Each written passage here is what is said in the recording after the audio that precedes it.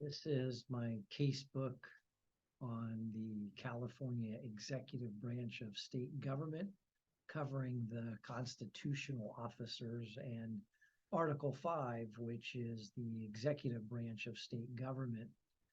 Um, Obviously, there are three branches of state government in California, like at the federal level.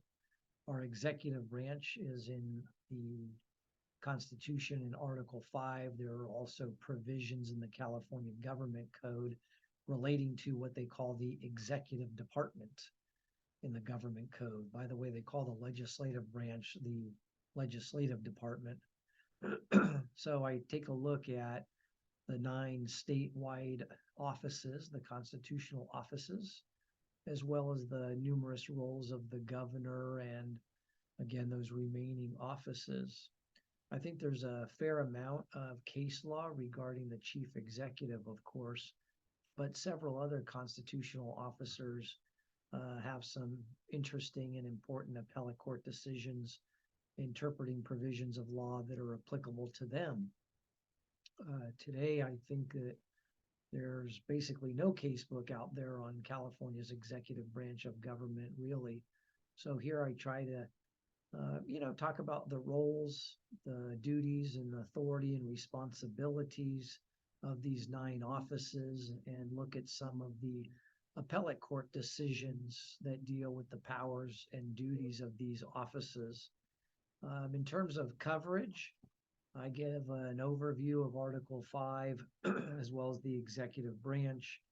I talk about things like ethics, gifts and honoraria, revolving door, then get into a discussion of the chief executive, the constitutional and statutory provisions applicable to the governor, the different roles that the governor plays, including in the legislative process, limitations on the governor's power, his actions on bills, GRPs, governor reorganization plans, the whole area of nominations, commissions, appointments, filling vacancies.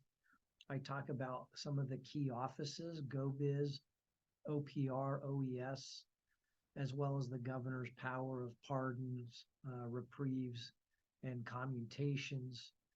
I also talk about the governor's executive orders, the line item veto authority, and even sort of compare and contrast the president and the governor.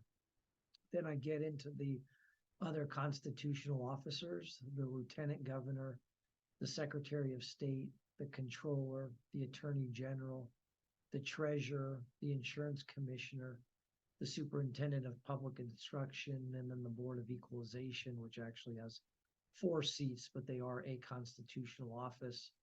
And then I finish with a discussion about the role of executive branch agencies in state government and some more details about these rulemaking bodies in California state government.